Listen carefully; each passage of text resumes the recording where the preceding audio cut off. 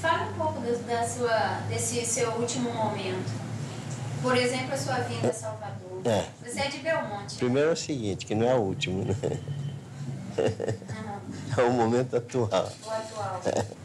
O último eu já estou embarcando. Aí você está me embarcando, né? Enterrar, né? Está me enterrando. Não, o momento que eu vivo, eu tive muita sorte na vida. Primeiro, é que nasci no momento que o Brasil era maravilha.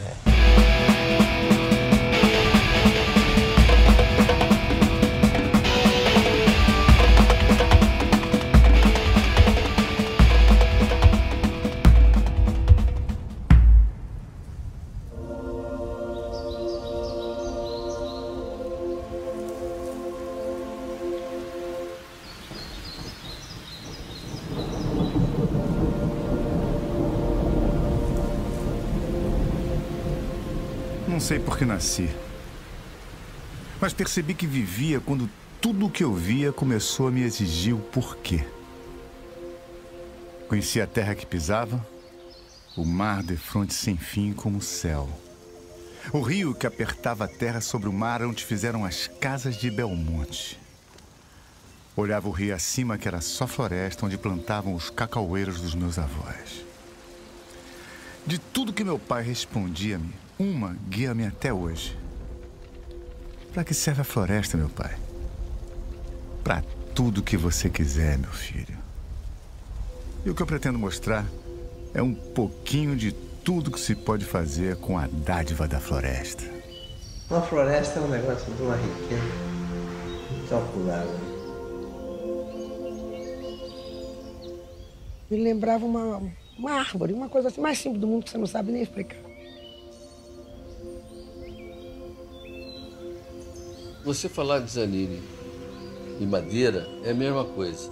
Zanini era a própria madeira, a paixão que ele tinha do reaproveitamento, desde a raiz até o galho mais fininho.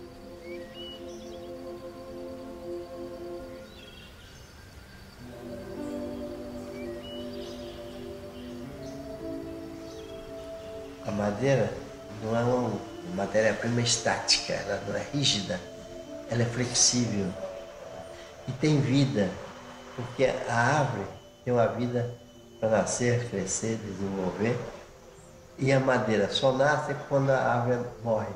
Começa a viver e vive até 10 vezes mais do que ela como árvore.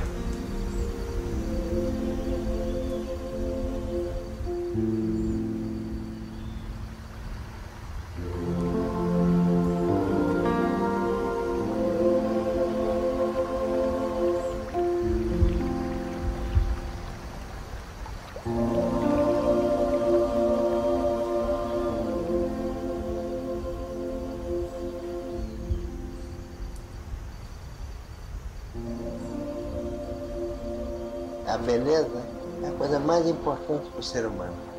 Não tem nada mais importante do que o que é bonito. E a coisa só é bonita quando tem as proporções corretas.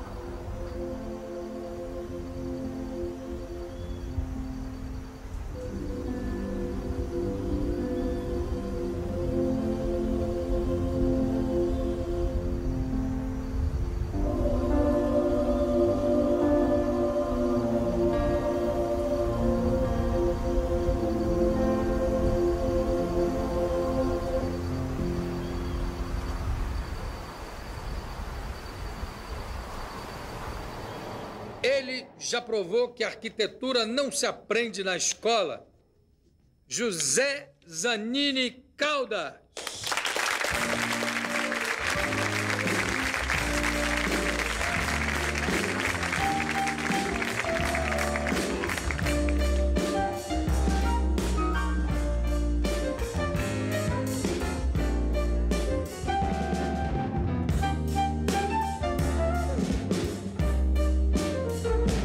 Aí, Zanini, quanto tempo, menino? Você começou fazendo maquete? No Rio comecei fazendo maquete, mas eu comecei nascendo na floresta ou na Mata Atlântica da Bahia. Era a mata mais importante da face da terra e que deu as melhores qualidades de essência de madeira. Era uma região riquíssima de trabalhos de arquitetura feita pela população da região. Eles faziam as coisas com proporções corretas, né? Porque quando eu era garoto, eu gostava de fazer casinha, fazer presépio. Eu até ganhava dinheiro fazendo presépio para as famílias. E o presépio eu fazia com as caixas de injeções do meu pai. Meu avô era um sujeito muito humano, clínico geral, parteiro, né, na época. E ele atendia praticamente a cidade toda, das pessoas com muito dinheiro e também os mais necessitados, da mesma maneira. Saía de casa de madrugada para fazer parto, para cuidar de pessoas e recebia hortifrutis em aves e em animais para trazer para casa para comer, para matar. Né? Se eu não tiver o exemplo dele e a presença dele e viver com ele, eu não teria conseguido nem 10% do que eu consegui na vida. Filho de médico, ele poderia ter entrado na universidade. Não, ele aprendeu na escola da vida. Ele aprendeu olhando as pessoas que esculpiam pirogas, esculpiam canoas em troncos no litoral da Bahia. Eu conheci pessoas no Brasil, convivi, me entendi com elas, se entenderam comigo. Pessoas maravilhosas, pessoas que eu digo, são deuses. Ou são pessoas que fizeram, não é milagre, mas fizeram mágica. Eu, quando eu tinha 8, 9 anos, ficava vendo uma pessoa trabalhar, ou 10 anos, numa oficina, fazendo uma carroça, para mim, as pessoas eram mágicas. Então, pegar madeira, serrar e tudo, transformar numa carroça, né? O outro pegava o couro, curtia e transformava num arreio ou num sapato. Essas pessoas eram mágicas. E eu via elas fazerem como mágico. Não tinha nenhuma referência.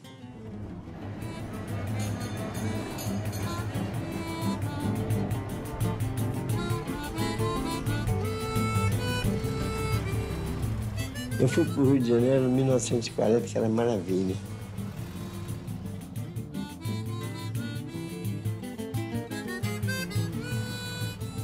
Eu fui uma das pessoas que mais viveu a arquitetura brasileira.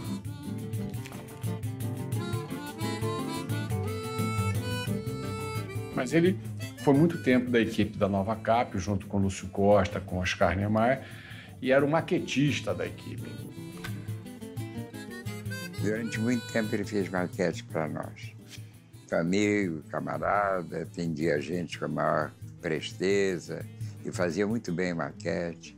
Ele era um jeito muito criativo, assim, talentoso. Algumas eu vi fazer, tinha a minha altura. Por exemplo, a maquete do Copan, eu era garotinho, tinha uns 5 anos, eu me lembro dela na sala dessa casa que eu falei, e ela tinha o meu tamanho. De 1940 a 55, eu fiz 720 maquetes. Os melhores arquitetos eram os que faziam maquete dos projetos. Porque na maquete você tem o resultado exato das proporções. A maquete mostra. Tira limpo, não? Tira limpo. O Oscar, por exemplo, o Oscar desenhava. Mas ele só acertava depois que ele botava o volume na maquete. Nas 3 dimensões. As 3 dimensões. Antes disso, ele fazia muita besteira. Eu fazia maquete e desmanchava para ele fazer. Isso eu lembro. Zanini fez 700 maquetes de tudo que foi a arquitetura moderna brasileira, do Maracanã ao Conjunto Nacional em São Paulo.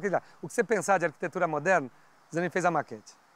Os grandes arquitetos, Dr. Lúcio, Oscar Niemeyer, Alcides da Rocha Miranda, o Sérgio Bernardes, todos eles, os grandes que foram nosso berço, nenhum deles deu aula em faculdade nenhuma. Todos eles iam ao escritório do Zanini para ver a maquete e ficavam analisando a maquete e modificando a maquete e comentando por que isso tinha que ser assim, aquilo tinha que ser assado, e ficavam horas e noites inteiras com as plantas e redesenhando as plantas, explicando por que tinha que mudar e como é que tinha que ser. Isso desenvolveu nele, na minha opinião, uma percepção, uma compreensão grande do jogo dos espaços, entendeu? A maquete te oferece essa possibilidade.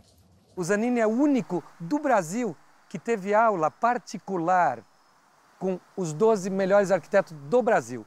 Me conta onde é que está o autodidata. Eu aprendi a fazer o arquitetar, né? Sem precisar ter sentado uma hora numa escola de arquitetura. É muita sorte, né? Muito privilégio, muito desfrute de vida, né?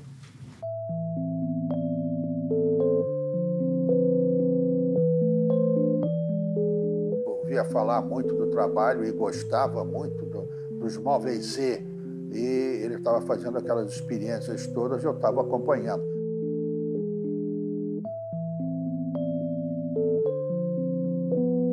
Eu descobri o Zanini muito antes de um contato pessoal com ele, porque eu conheci pelo Z.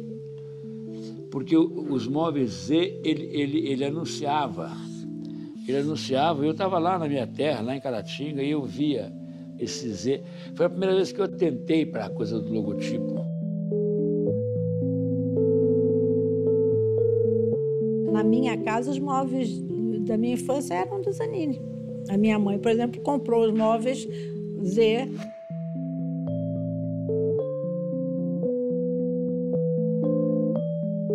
Era uma empresa poderosa, porque o anúncio chegou lá em Caratinga, o anúncio dos móveis Z. E eu falei, esse cara roubou o meu projeto. Então eu queria vir para o Rio para ser o Z. Cheguei aqui e já tinha o Z do Zanini. Eu faço móvel a partir do encaminhamento que a madeira me dá. As fases acabavam e ele não ficava muito preso. Ele já partia para uma outra história. Assim com os móveis Z, ele me disse que ele brigou com sócios e que então, com sócio, ele falou, então fica. E pegou os desenhos todos dele e queimou. Fez uma grande fogueira e queimou. Eu mudei os caminhos, eu nunca me afastei, nunca recuei, nunca tive medo. Eu procuro os caminhos. E eu gosto dos caminhos que me favorecem e que eu não tenho consciência que não vou destruir. Não. Se eu não puder aprimorar e melhorar, também destruir não.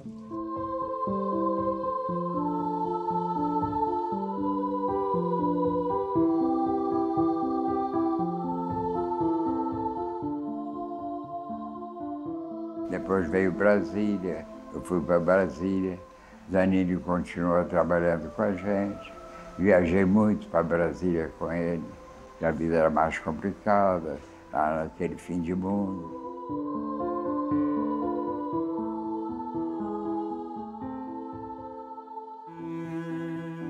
Darcy chamou para ensinar maquete na universidade. Chegou aquela criatura assim, muito simples, mal vestida, aquela figurinha assim, ninguém estava dando muita bola para ele, não. De repente, começaram a ver o talento, o papo maravilhoso, aquela preocupação social. Era uma figura humana tão fantástica que as pessoas todas foram se encantando com ele. A luta para criar a Universidade de Brasília foi terrível. Só uma universidade pode dar a Brasília a cultura, o saber. Uma universidade autônoma, uma universidade capacitada a dominar o saber humano e colocar o saber humano ao serviço de diagnóstico das causas do atraso do Brasil. Porque o Darcy acreditava muito nos mestres que sabiam fazer e não só a teoria. Ele queria partir de uma escola onde o importante fosse o fazer. E isso batia muito com o processo do Zanini. Para minha surpresa, ele foi ser meu professor. Foi ótimo, era professor de maquete, arquitetura, né? Ele fazia a gente descobrir as mãos. Ele gostava de mostrar as soluções que ele arranjava aqueles encaixes de madeira. Ele ficava horas mostrando para a gente como é que encaixou aqui, que encaixou ali. Aí você vê o comprimento faz no total, depois faz isso. Depois eu ponho uma cantoneira aqui onde cruza, faz como se fosse uma mão francesa para cá. E eu até brincava, Zanini, qualquer dia você vai dar um nó nisso, que ele fazia assim, esse negócio não vai sair mais. Aquele povo da universidade daquela época era uma gente tão generosa, com tanta vontade de ajudar o Brasil, os estudantes, melhorar o Brasil, que essa coisa foi ficando o resto da vida. Então, fez-se uma irmandade.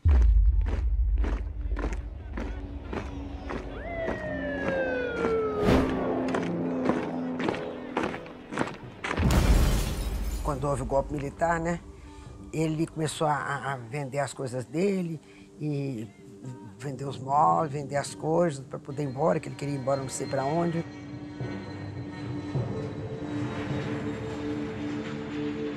Professor, como foi essa época? É até bom não ter nem memória, porque foi um negócio tão tenebroso, tão triste. Quando nós fomos presos, eles toda hora nos xingavam. Filha da puta, comunista, vou arrancar teu bigode com alicate. E sentado numa metralhadora .30, assim, o lugar que a gente tava não era tudo fechado. Era um corredor, ficava uma .30 de lá, outra daqui, o cara sentado naquele jagunção, filha da puta, com ódio. Aí aparece uma lista da universidade dos comunistas e o nome dele estava no meio. Ele falou assim, não, mas eu deixei de ser comunista em 1947, quando o Prestes subiu na tribuna com Getúlio. Eu falei, mas você deu baixa no DOPS? Se você não deu baixa, você é.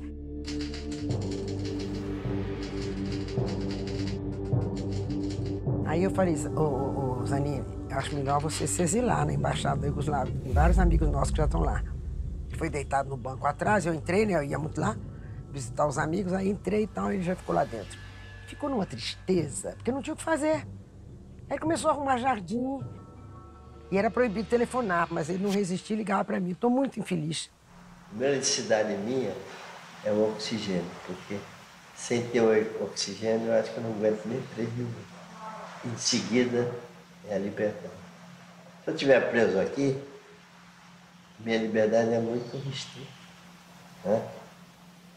Eu passo, se eu ando, a minha liberdade não tem limite. Não tendo limite, ela é completa.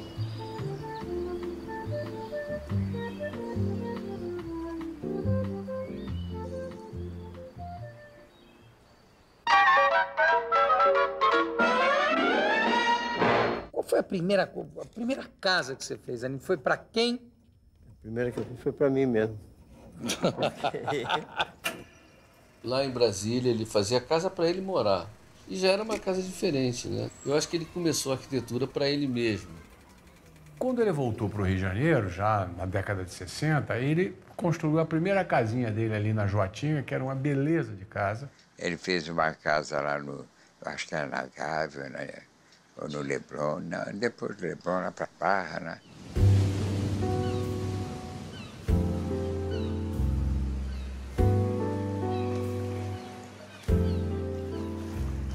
Ele me levou lá em 68, a casa da Zé Pansetti, no Joá, a primeira casa que ele fez lá. E tinha a vista da Barra toda lá ainda, assim, edifícios, aquela coisa toda.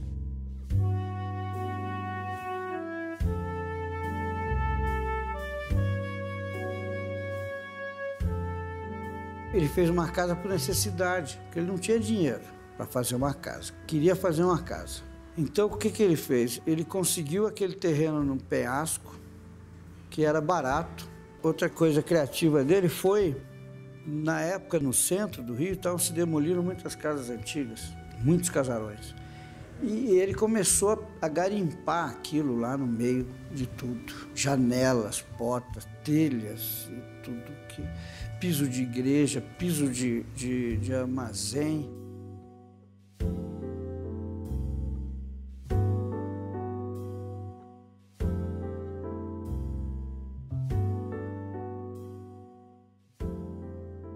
Ele era estruturalmente pão duro. Tinha tido suas privações, ele tinha ficado pão duro. Então ele era muito econômico. Como ele era muito econômico, ele reaproveitava tudo. Ele não deixava as coisas sem reutilização. Ele era o antidescartável. Tudo ele dá um jeito de aproveitar, ele guardava num canto. Visceralmente anticonsumista, visceralmente ligada com o que realmente é significativo e importante num contexto de habitat natural. Era uma casa muito especial no sentido do aproveitamento do espaço, madeiras de demolição que ele usava para fazer portas. Então me dava muito essa noção de que a casa dele era uma casa essencial. Era uma casa que tinha aquilo necessário para você habitar. Um dia eu falei ao Lúcio, você precisa... Eu não falava Lúcio assim, né? Doutor Lúcio tem que conhecer o trabalho do Zanini. Ele disse, eu conheço o trabalho, as maquetes e os trabalhos, sei que é uma pessoa finíssima, conheço o Zanini e tal. Mas vamos ver, fui o primeiro a levar o Lúcio Costa para visitar uma casa do Zanini lá na Joatim.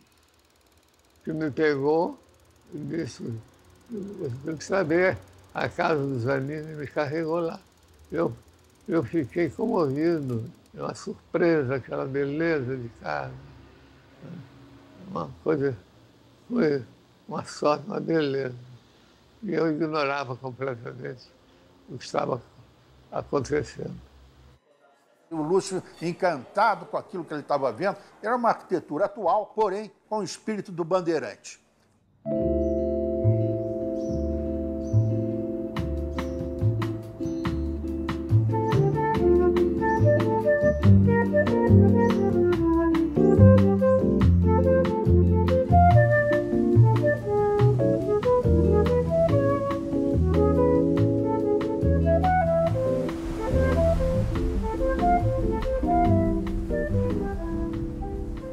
Muito bonita, com o pé direito alto, e ele sabia lidar com a arquitetura.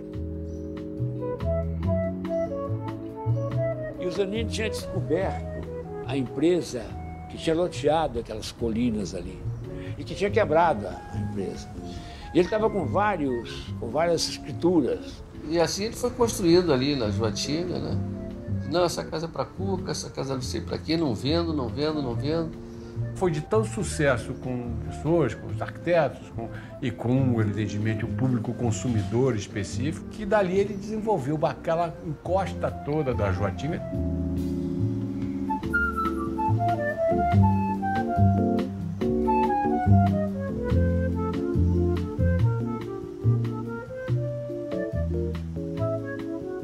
Quer dizer, ele projetou no sentido de projeção mesmo, como um trampolim, né, de uma piscina, né?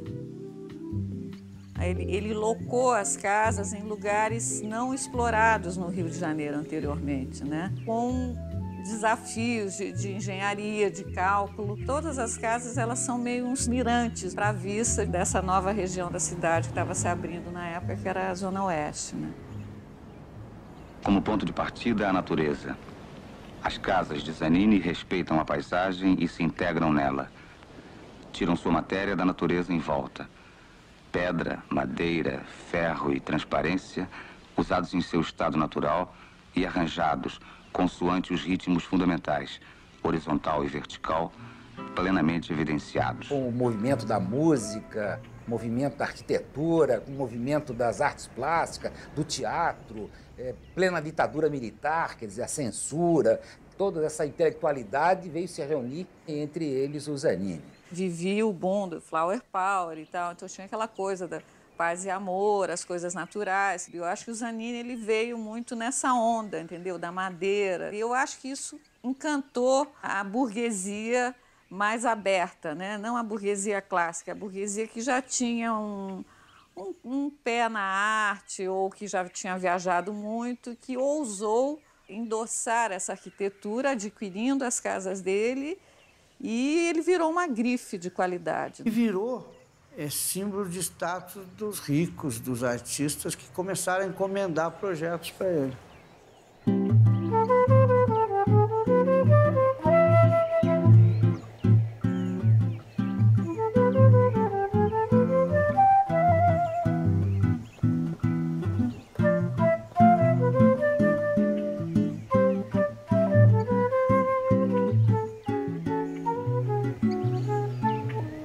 Ele gostava muito de beleza, de espaço, de luz, de espetáculo. A burguesia foi uma cobaia genial para o talento do Zanini. Eu não acho que ele trabalhou para eles, eu acho que a burguesia trabalhou para o Zanini poder realizar aquela coisa que ele tinha na cabeça, que era uma relação com espaço e com luz. A coisa do Zanini era o comportamento que ele imprimia ali. É como ele dizia, arquitetura de morar. Quer dizer, ele queria que as pessoas se comportassem daquele jeito. Então ele fazia uma cenografia para a pessoa se comportar. Ele sacaneava um pouquinho os granfinos, porque eu me lembro que na casa da Florinda, por exemplo, eu acompanhei, eu estava junto, aí dizia assim, agora a gente vai fazer uma escada aqui, eu quero ver ela descendo, quero ver ela descendo. Aí ela, pedreiro ali, o mestre de obras, e ele fazendo o espetáculo da chegada da Florinda na sala. Aquela sala foi feita em função de uma performance da Florinda.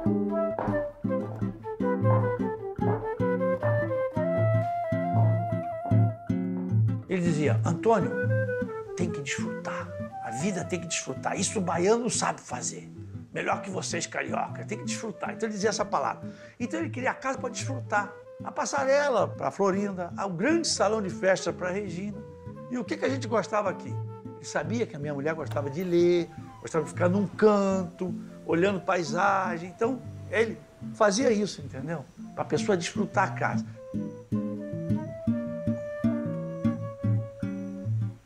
Sempre me preocupei na arquitetura, o que ela vai completar a vida da gente.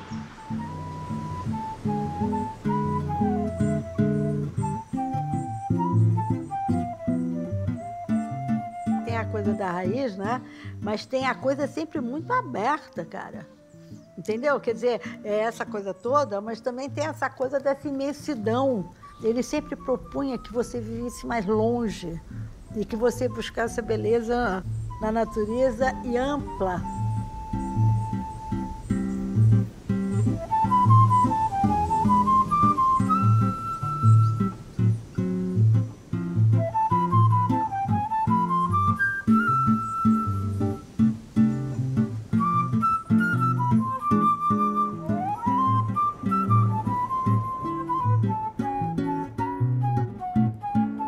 Todo mundo ia na casa de todo mundo, meio porta aberta, direto, entendeu? Então, de repente, tinha, assim, 3 festas acontecendo e as pessoas giravam pelas festas todas.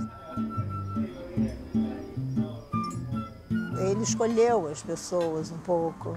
Você pensa bem, quem é o arquiteto que constrói um bairro para os seus amigos?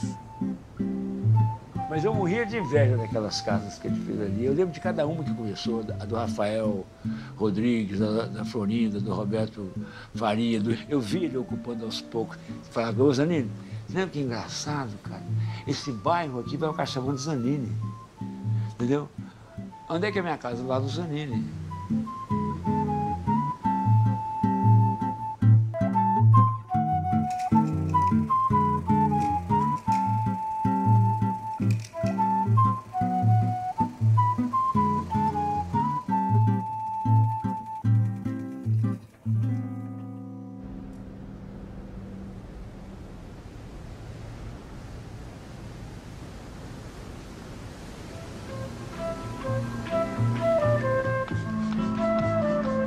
Nas casas de Zanini há uma pureza cultural ditada pelo bom senso. A preocupação dominante é a de continuar e renovar a experiência herdada de construtores que o antecederam. Zanini incorpora em suas construções os muros brancos, os telhados de cerâmica e as esquadrias de madeira da arquitetura do tempo colonial, trazida para o presente no aproveitamento do material de demolição de prédios do período. Em seu trabalho, ele recupera a experiência do antigo mestre de obras, ao mesmo tempo construtor e criador. Desde sempre eu fiz o filme com isso em mente, que eu estava fazendo uma obra de um artista criador, estava refletindo nessa obra. Ficamos, assim, não acredito, uma semana lá dentro, as casas inteiramente entregues para nós, não tinha morador, não tinha nada. O Zanini, eventualmente, ia lá acompanhar. O episódio mais incrível do filme, para mim, é a parte da música. O Tom Jobim gostava muito do Zanini. Ele pegou o filme montado, e nos entregou a música de presente, feita por uma orquestra de cordas, e entregou pronto, e a gente colocou e estava colocada a música. Foi fantástico isso, foi uma maravilha, e foi um presente realmente.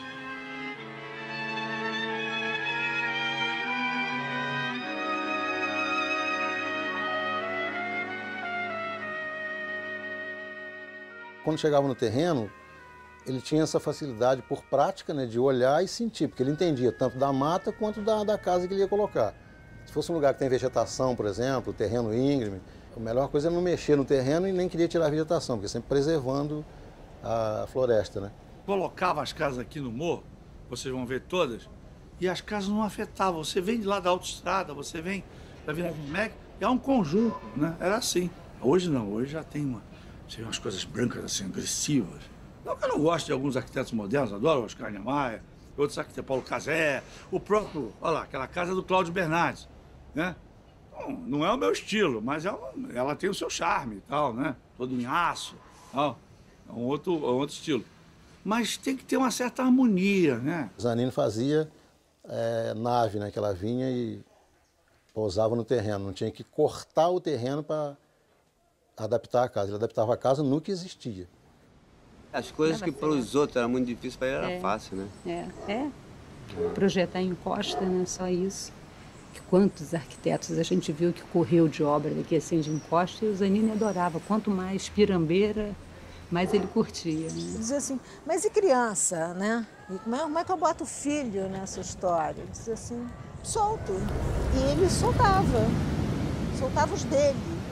Quer dizer, o exemplo não é o cara que manda você soltar o seu filho, entendeu? Viviam aquelas crianças dele aqui, convivendo com essas pirambeiras todas.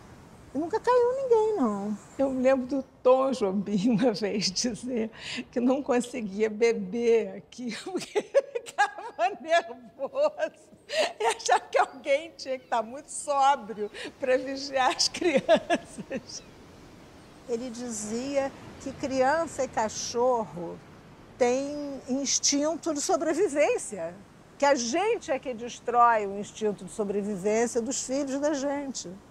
Botando cerquinhas, espaços, que muito pelo contrário, se você bota uma cerca ali, no dia que tiver um aberto, ela vai pensar que está segura e cai. Por que o medo?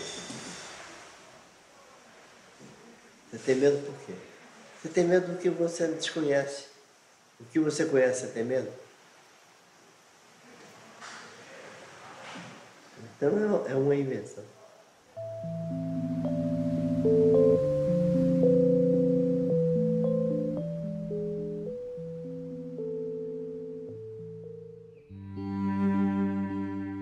Nos anos 60, com o sucesso que o Brasil estava tendo no mundo, só tinha laje de concreto.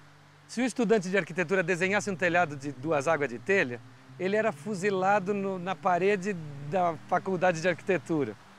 O Zanini, como não tinha o mínimo compromisso com a academia, começou a fazer telhados de telhas e tal. Ou seja, ele parou e falou, ué, se é termicamente melhor, se é mais barato, por que eu não vou fazer? Eu sou livre, eu vou fazer o que eu acho que é melhor para fazer. Procurar fazer os encaixes que se segurasse por si, não ter que botar parafuso, prego aparecendo, onde não fosse necessário, os encaixes que tinham que se segurar. Eu falei, olha, eu não tem dinheiro nenhum, essa obra tem que acabar rápido. Ele falou, não tem o menor problema, a gente começa pelo telhado, que aí pode trabalhar com chuva. Aí quando ele disse isso, eu falei, esse homem é um gênio. É um gênio, eu nunca ouvi ninguém começar uma casa pelo telhado. Ele representava a ruptura de todo um código de linguagem de arquitetura utilizada até então, do concreto, da coisa modernista. E ele conseguiu criar uma linguagem de brasilidade na arquitetura.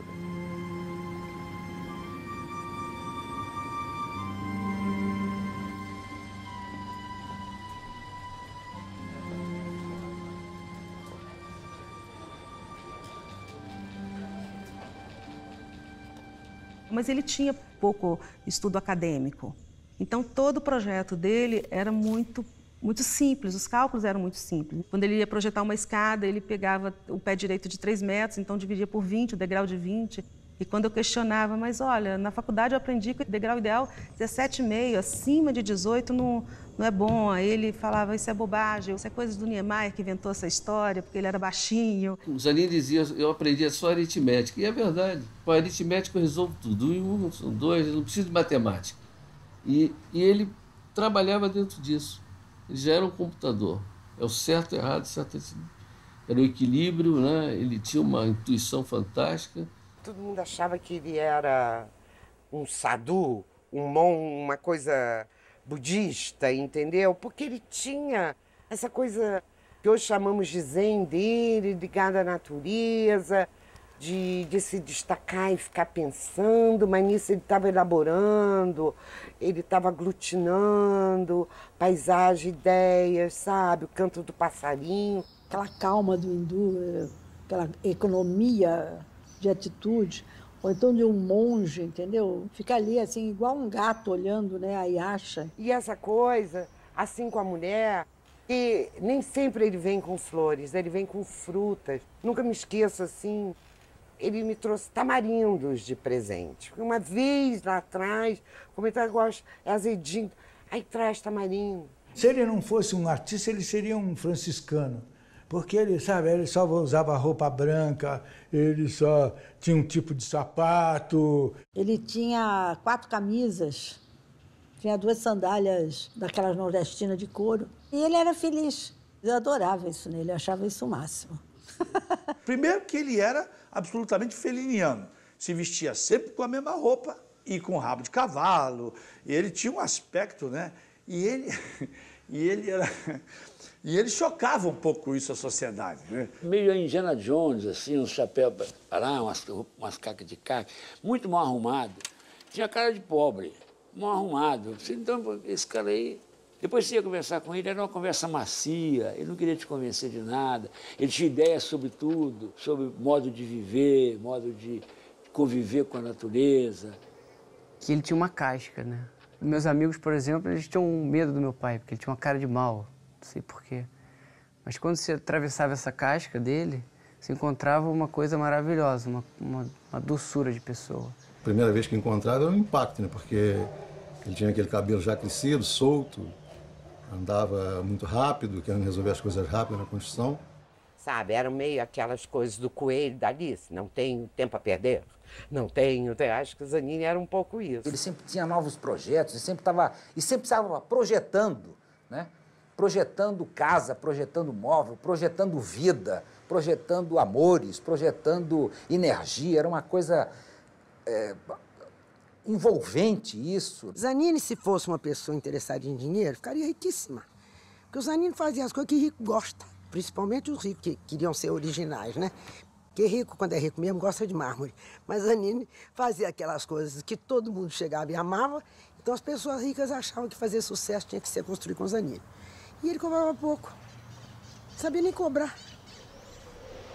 Tem necessidade de fazer. Eu tenho necessidade de fazer e desfrutar. Fazendo e desfrutando, eu tenho uma satisfação riquíssima, que não há dinheiro que pague. O Zanini era para ser dono da Jotinga se ele quisesse, comprava todos os terrenos, construía a casa para vender. Talvez ele não tivesse uma visão empresarial, botou muito dinheiro em Nova Viçosa, aquele Nova Viçosa, que a gente sempre escutava Nova Viçosa, enterrando dinheiro lá. Eu achava que aquilo lá parece que devia ser um saco sem fundo, um negócio assim, eu não sei, um negócio meio de natureza, né?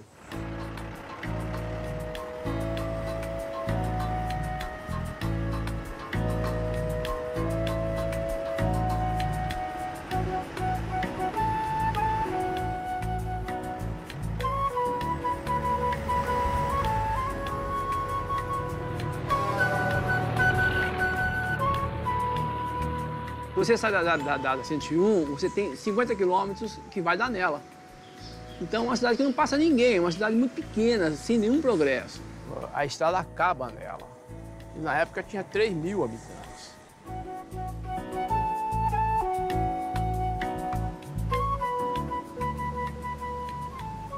Aquele mar maravilhoso que tinha aqueles degradês de azuis, de verdes.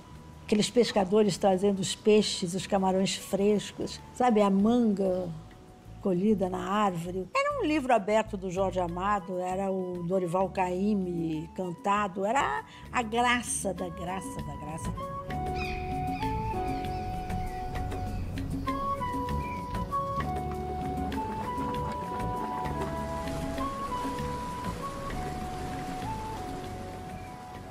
Era um paraíso, né? Em Nova Viçosa, eu acho que ele foi procurar a infância dele, que foi em Belmonte. E lá também, como em Belmonte, ele encontrou braço de rio e braço de mar.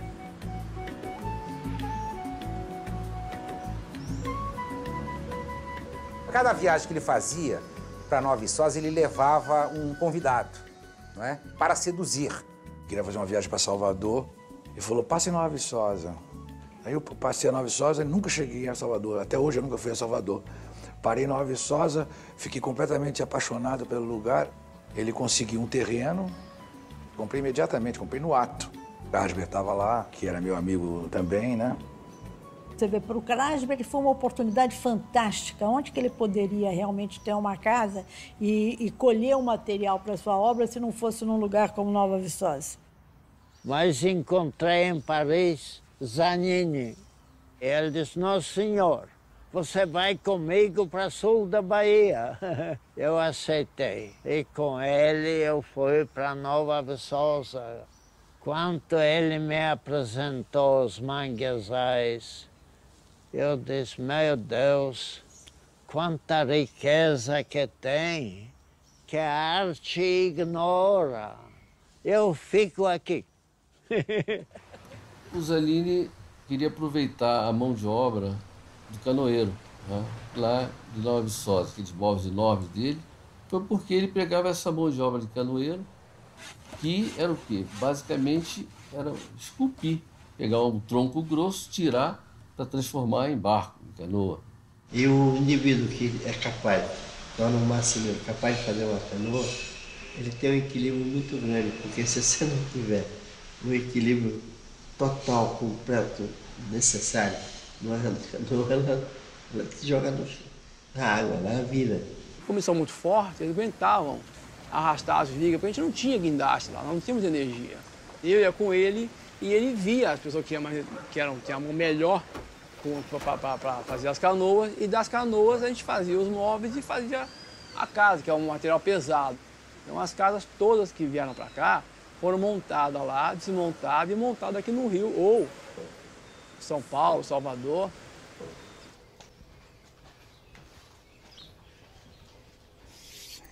Essa plana aqui ainda é do Zanini ainda. Ela tem essa curvatura aqui para poder fazer a curva da peça que você quer fazer.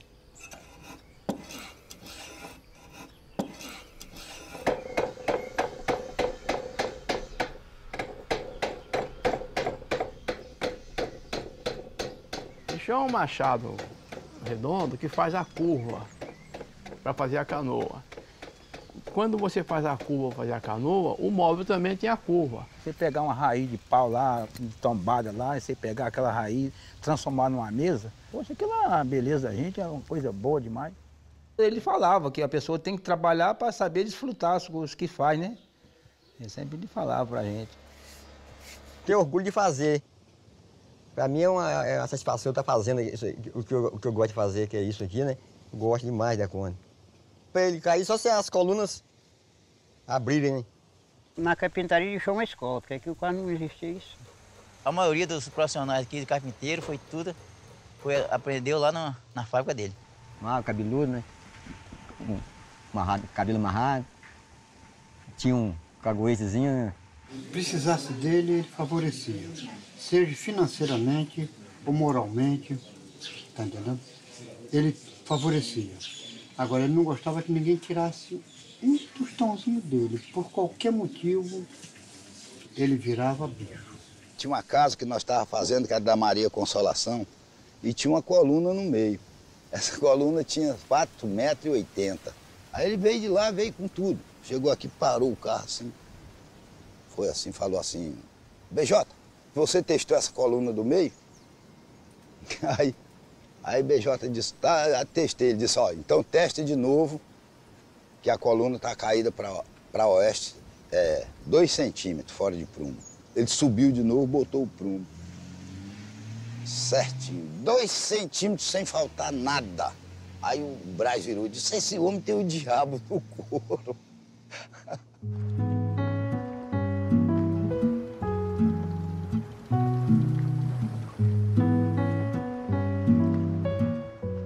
Eu nunca vi uma coisa tão maravilhosa como o Zanini ali. Todo mundo adorava ele. Ele dava um jeito de fazer um berço, porque a mulher estava tendo filho, não ia ter berço. Ele arrumava umas madeiras lá, fazia um berço. Era solidário. Mas eu retornei a Nova Viçosa 2 vezes agora, até para ter um resgate impressionante, assim. 24 horas, todo mundo sabia que o Zanininho, né, como eu era conhecido, estava em Nova Viçosa. Então, andando na rua, uma pessoa me parava e perguntava se eu era filho do Zanini. Impressionante o carinho que essas pessoas tinham. Seu Zé Nini, né, que eles nunca conseguiram falar Zanini. Seu Zé Nini era meio assim Onassis, né, na minha cabeça na época. Poderoso, é o que tinha casa maior, é o que dava emprego. Tinha um medo e uma afeição. Eu acho que eu fui a única mulher que topou morar em Nova Viçosa. Ninguém queria, porque eu acho que ele já tinha tentado outros casamentos antes. Nós tínhamos essa coisa aventureira, éramos ciganos, sabe? Enquanto os filhos eram pequenos, então era maravilhoso. Quer dizer, vamos embora, vamos embora. As nossas mudanças eram bem precárias, assim, era caminhão que ele tinha na fazenda, armávamos trouxa e ia embora. Aí a gente veio morar na Barra e o cartório que assistia a Barra na época era Madureira. Aí correram as proclamas e tudo, fomos nos casar. E quando nós chegamos aí, e o juiz estava indo embora, disse, bom, vocês vieram? Aí nós casamos no capô do carro do juiz. Ele não era um homem de um lugar específico, de uma mulher específica, alguém que fosse. Ele era um homem da vida, do mundo. Ele foi conhecer a China, de lá ele passou em Bali e ele veio transformado de lá um pouco, com experiência na arquitetura, no relacionamento humano, em tudo. Sabe, aquele telhado assim, ele tem caimento e arrebita um pouquinho. Aí eu falei, Zanini, entendi tudo agora da sua arquitetura quando eu cheguei na Cidade Proibida com aqueles palácios na China. Ele era livre de transar com todas as emoções que ele tinha. Então, na hora que ele ia compor alguma coisa, ele se emocionava e ele ia em cima da emoção e dava aquela coisa bonita porque era muita emoção. Preciso ter emoção e preciso aprender, ter necessidade de aprender, porque eu aprendi com os outros, ou pelo que os outros fizeram, por causa da minha emoção e da minha necessidade para ter mais, para desfrutar mais da emoção. Porque a emoção você desfruta, não desfruta?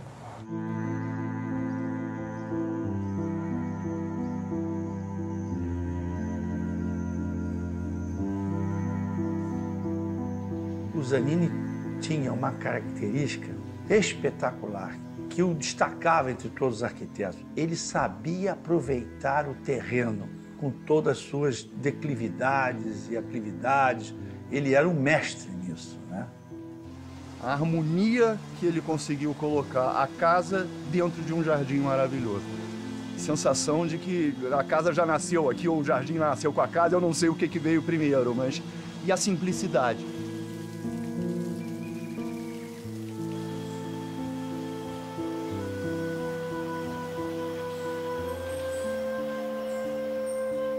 Nós temos uma pedra no meio da sala e todo mundo ama aquela pedra. É como se fosse um resquício intocado pelo arquiteto, né? É quase como um respeito à natureza, né? Aquela pedra estava ali, aquela pedra foi incorporada. E minhas filhas adoravam subir e descer naquela pedra. Se você entra numa casa do Zanini, ela tem um casarão de fazenda e ela é templo ao mesmo tempo. Ela tem uma coisa religiosa, que o casarão de fazenda não tem. Existe uma coisa da adoração do lar pelo lar.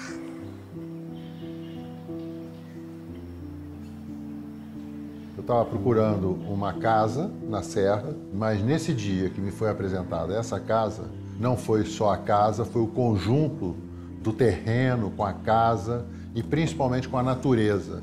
Eu nunca vou me esquecer esse dia, porque eu fiquei impactado pela natureza de uma tal maneira, aquilo me tocou tanto que eu praticamente fui às lágrimas.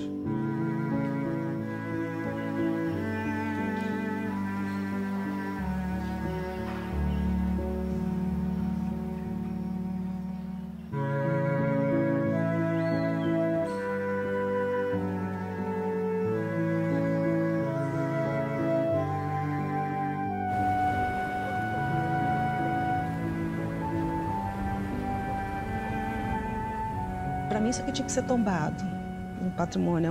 É um local onde tem uma integração com a natureza perfeita, uma obra perfeita. E ele fez essa libélula porque ele queria que todos os quartos tivessem vista, né? E acho que aqui é a grande obra do Zanini. A arquitetura do Zanini, ela emociona. Eu acho que a arte é para isso, é para te emocionar.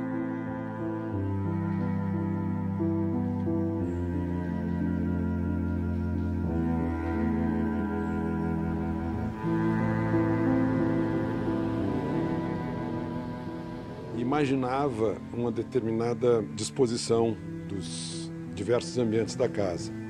A proposta do Zanini foi exatamente o oposto.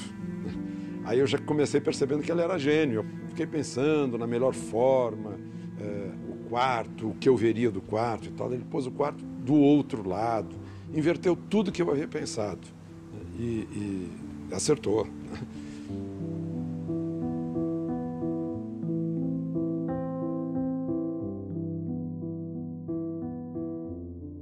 Zanini tinha uma relação com o que ele fazia, com tanto empenho que ele não tinha um vínculo profissional só com aquilo que ele estava fazendo. Tinha uma coisa assim que ele gostasse muito na casa, aí aquela casa ele não esquecia nunca, ele queria visitar sempre, ele queria levar as pessoas para ver.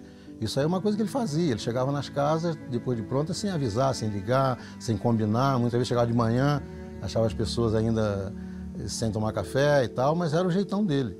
Ele acordava às 5h30 da manhã, vinha aqui na cozinha, a nossa menina já estava ali, que acorda muito cedo, por sorte, ele tomava café e ia embora.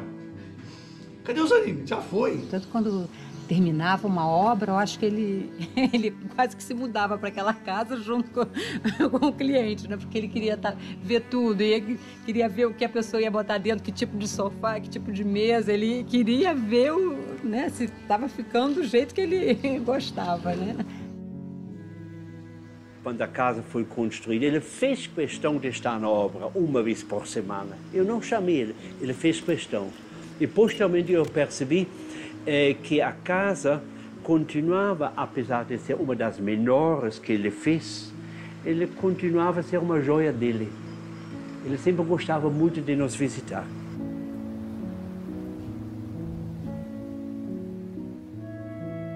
Uma vez uma casa dele que ele fez para Florindo Bocão foi vendida. A casa teve qualquer problema, eles pegaram aquela linha de trem de ferro e fizeram, sabe, uma coisa para dar segurança à casa, porque era espinhadeiro, né? Se a casa caísse, caía tudo. E ele ficou com um ódio tão grande de ver aqueles trilhos na casa dele, começou a xingar. Falei, Zanini, para com isso. A casa não é sua mais, você fez e daí? Mas isso é um absurdo, isso é um desrespeito. E ele ficava possesso, você não tem ideia do que ele era. Por isso que eu disse a você, várias casas aqui, que ele começou a construir, a pessoa começou a fazer bobagem, ele largou. Simplesmente largou. A pessoa começou a discutir, queria botar tantos ar-condicionado, ele desistiu de fazer o projeto por causa desse papo de ar-condicionado, não fez o projeto da pessoa. Então ele deu o sinal que o cara tinha dado para o cara e rasgou o projeto. O empresário chegou para ele e disse, Zanini, a minha mulher não está gostando nada da sua casa, que solução eu tenho? E ele respondeu, na bucha, troca de mulher, cara. Ele tem essa marca de vir do interior, de vir dessa dureza do interior. Então, ele não tinha tido a oportunidade de ter sido um pouco lapidado pela sociedade, e ele era duro, mas tinha algumas qualidades maravilhosas, porque ele era muito franco, né? Quando você fala demais numa coisa, e quando você fala demais sem conhecer a coisa, pior ainda, né? É o que está acontecendo agora. De repente, todo mundo está querendo falar uma coisa que não tem conhecimento, né? Aí é difícil. O olho e o cérebro, para mim, são duas coisas iguais. do mesmo valor e dos mesmos interesses. Porque o meu olho, para mim, é o meu cérebro do lado de fora da minha cabeça. Então eu achava assim, essas máximas que me pareciam muito de uma pessoa do sertão, de uma vivência sertaneja, né? Que ele tinha isso, né? Ele trouxe isso com ele, né? Mas não era um sertanejo míope, era um sertanejo com presença, né? Com atitude. Ele tinha isso e ele cultivava isso, eu acho. Se chegasse lá a Regina Rosenburg, era uma mulher super sofisticada, né? Ele tratava do mesmo jeito que a Dona Maria, que era cozinheira, sabe? O diálogo dele, as palavras, tudo, a forma com que ele se dirigia às pessoas era a mesma. Então, ele era uma pessoa simples, isso ele era. Primeiro que tinha talento. E tinha o talento da pessoa que tem essa sensibilidade que o Zanini tinha e que o Oscar tem. Essa preocupação com o geral, essa preocupação social.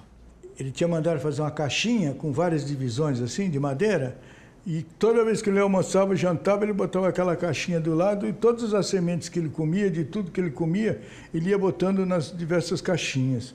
E ele ia viajando e jogando aquelas sementes por meio da estrada. E aí ele tinha uma filosofia de que se o brasileiro fizesse isso, não ia ter fome no Brasil. Eu sou como uma fruta, essa coisa é maravilhosamente, isso é um negócio, um sabor que enche, me dá o prazer no cérebro. Eu tenho mais a vontade de plantar aquele caroço, porque os outros fizeram isso para eu poder comer. E a sua semente agora qual é? É? A sua semente? A minha semente agora é o seguinte, é botar à disposição tudo que eu captei. Graças aos outros que fizeram.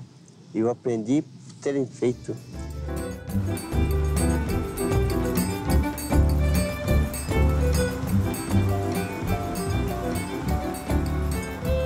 Nós fizemos uma viagem juntos, né? O Banco Mundial bancou. Nós corremos esse Brasil aí afora. Nós acreditávamos que o povo brasileiro sabia fazer a sua casa. Qual é a casa do brasileiro? Nós chegamos à conclusão, na época, que a mais próxima era a taipa, que ele fazia com o quê? Com as ferramentas que ele tinha. Era a foice, né? Era o facão. E conhecemos casa de taipa no Piauí, casa de taipa no Ceará, casa de taipa no Maranhão. Todo esse Brasil inteiro, do norte a sul, tem taipa.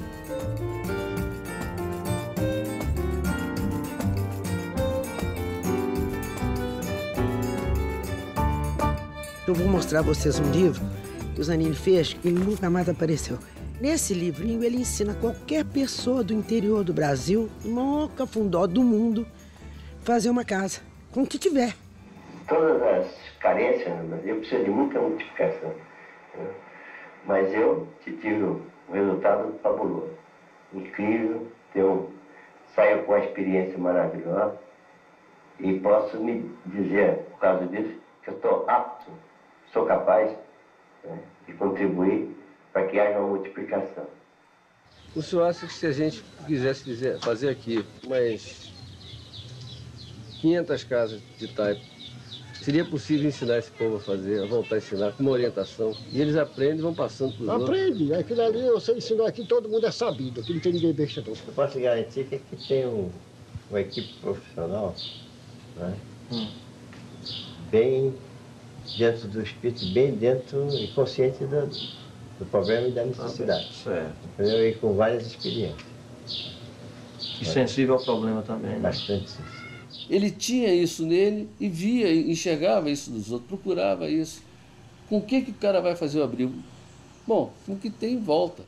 O sujeito que estava rural fazia com a taipa, porque é a madeira e o barro, né? Que é de graça. O Zanini me ensinou muito isso, a aprender a enxergar a beleza, a riqueza que existe, da criatividade que o povo tem, reconhecer isso e trocar com eles informação.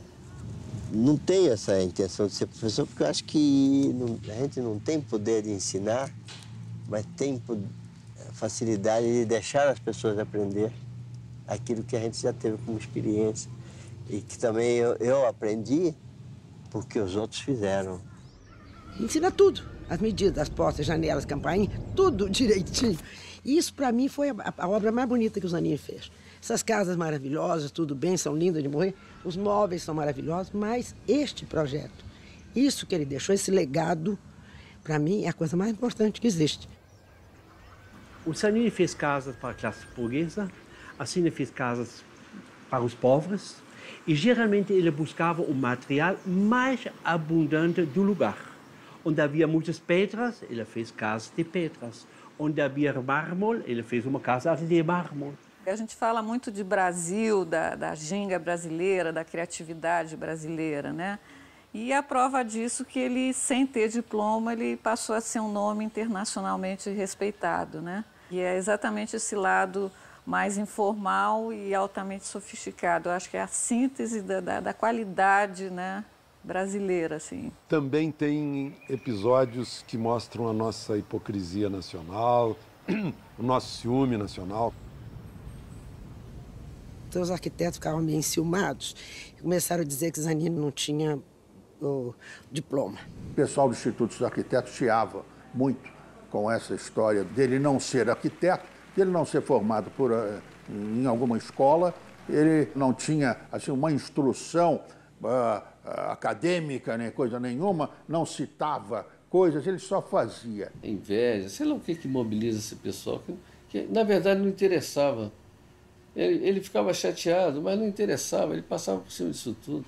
Um cara que não teve uma faculdade, não fez um ensino formal, conseguia fazer lá aquelas casas, aqueles telhados fantásticos, aquelas construções enormes, com tanto domínio do espaço. E ele ficou meio enfurecido e ele ia dar uma entrevista na TV Manchete. Eu falei, Zanini, então você faz o seguinte, se ela perguntar se você não tem diploma, você fala, não, eu tenho talento. E eu estou vendo a entrevista e a moça não pergunta nada disso. De repente ela fez uma pergunta que não tinha nada a ver, ele falou assim, não, eu não tenho diploma, eu tenho talento. Então ela desorientou, porque o script dela era outro. Aí ele escreveu uma carta que foi publicada nos jornais, lembrando que também não tinham diploma os que construíram as pirâmides. E as pirâmides estão lá. Também não tinham diploma os que fizeram o Partenon, e o Partenon está lá, pontificando em Atenas até hoje.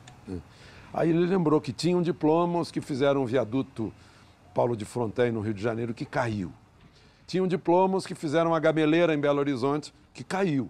Tinham diploma os que fizeram um prédio que recém tinha caído lá em Belém. Eu acho que diploma não vale nada, não. O Corbusier não tinha diploma. Eu tenho muitos desenhistas que trabalham comigo, melhor arquiteto que muitos arquitetos. Importante é a pessoa ter tendência para arquitetura, saber desenhar, ter imaginação. Zanini foi um bom arquiteto, muito bom. Eu quero te dar os parabéns, eu fiquei muito comovido quando eu li a notícia que você recebeu das mãos do Lúcio Costa o diploma e o registro de arquiteto. Mas olha, eu cheguei lá no caminho da arquitetura, no começo, pelas mãos do Lúcio Costa. E foi um momento emocionante para você, Zanini, na hora que você recebeu o diploma pelas mãos do Lúcio Costa também? O Lúcio Costa é uma pessoa que tem assim, uma qualidade humana que eu acho que está em primeiro lugar no Brasil. E eu consegui em Brasília notório fazer, não é o saber. Porque o saber, você pega um intelectual vivo, ele te enrola muito, né? Ele aprende a te envolver com as palavras, você acredita em tudo, né? E depois vai sentir que foi tudo mentira, né? Ele recebeu um diploma na França de arquiteto e após essa homenagem que ele recebeu em outro país, aí sim ele foi homenageado aqui no Brasil e teve a oportunidade também de ser reconhecido como arquiteto. A França me levou o que eu fiz durante 40 anos e fez uma exposição para mim no melhor museu de lá. Foi muita sorte.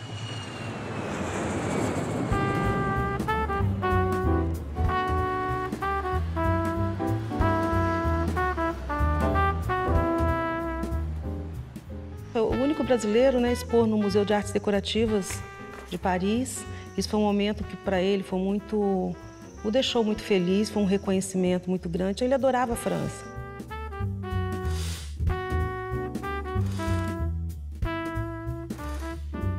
Lembro que tinha um banner gigantesco assim, Zanini, l'architecte de la Forêt. Era um lugar que tinha duas exposições, uma do Zanini e outra do Picasso. O banner do Zanini e o banner do Picasso. Só que o Zanini nem olhou para o banner. Fez, bem, olha lá, rapaz. Eu falei, pois é, né? Pois é, né? Continuou. Continuamos, vamos lá ver. Foi uma exposição belíssima, foi um negócio assim que a francesada ficou maluca pela exposição dele, pelo trabalho dele.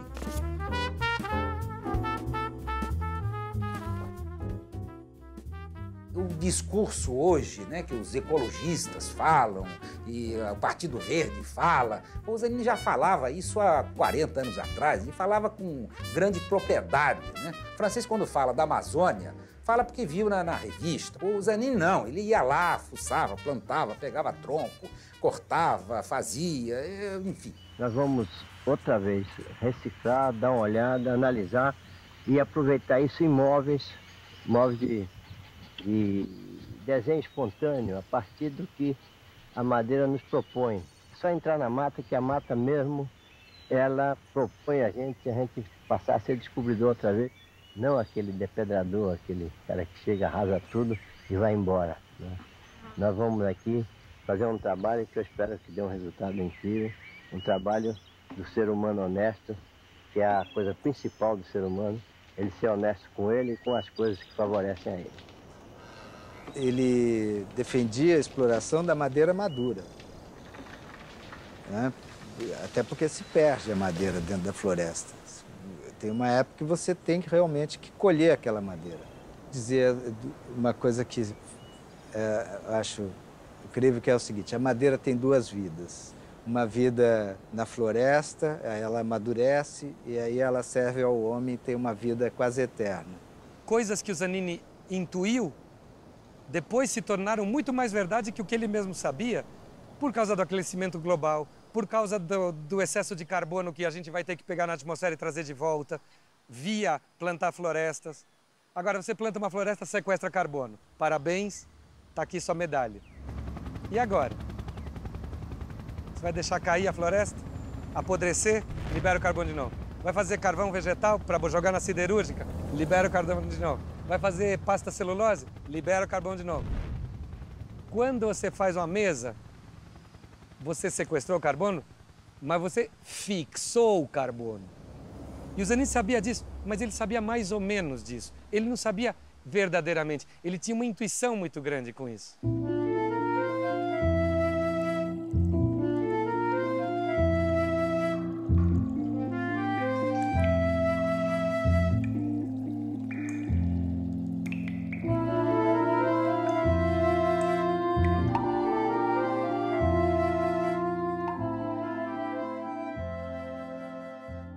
Você chegou a fazer uma cidade, praticamente. Em Nova Viçosa. Eu nasci em Belmonte e que eu fui para ver se fazia alguma coisa, que era um pensamento meu quando eu crescia e tudo. Um dia que eu puder fazer alguma coisa, eu volto para ver se dou alguma colaboração. E ele doou o projeto para a prefeitura, né? Quer dizer, ele queria fazer um projeto e deixar para o estado dele. Aqui está o registro do projeto que o Zanini queria para Nova Viçosa. Então, é isso aqui que, na verdade, ele sonhava que Nova Viçosa vivesse hoje.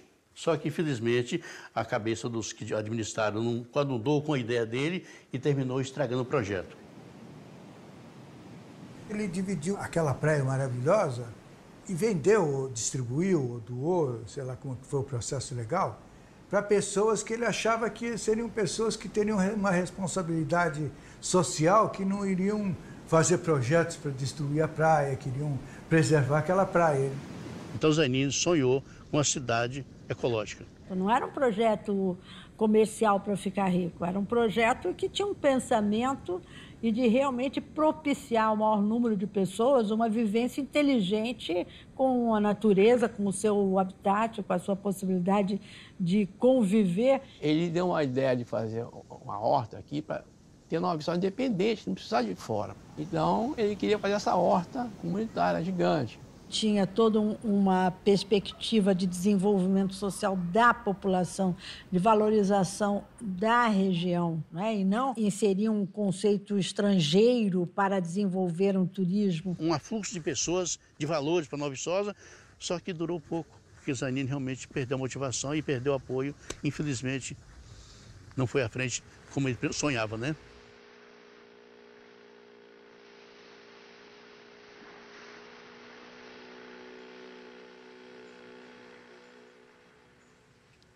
Eu acho que o Zanini, o momento que eu cheguei na vida do Zanini, foi um momento de muita reflexão na vida dele, sabe? Em pouco tempo ele ficou muito agarrado comigo. Nós vivemos 5 anos juntos, mas foi de muito intensamente, sabe? Queria ver o sol nascer, eu acordava de madrugada para levar. Ele já estava um pouco já acamado, operava e voltava a trabalhar, operava e voltava a trabalhar e sempre... Adorava ver o Hotel Pedra Azul, fomos muitas vezes lá. Aquele lugar era a paixão dele, amava aquele lugar. Morreu tranquilo, sereno, como se tivesse passado pela terra e feito tudo que ele podia ter feito.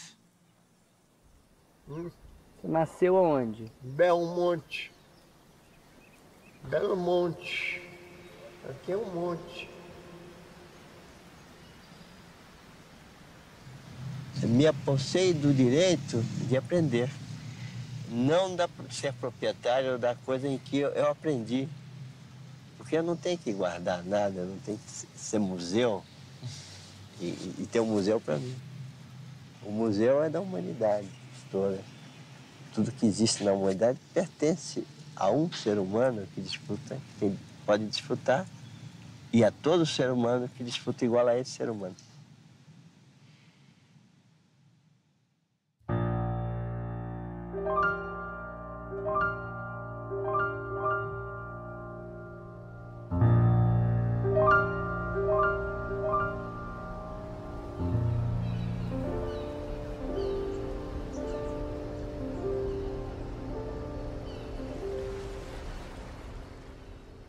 Muito pouca gente no mundo conseguiu trabalhar madeira como Zanini, no mundo.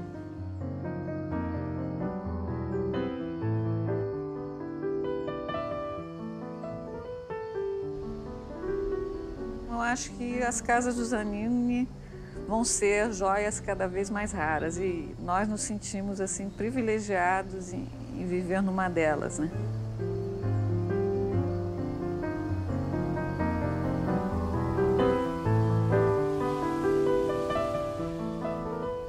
O que sobra? O que sobra, né? O que vai sobrar? São esses prédios aí, né? Nós todos vamos morrer, vamos passar, né? O que sobrou da Grécia? O que sobrou de Roma? O que você vai ver? A arquitetura, né? A arquitetura que fica.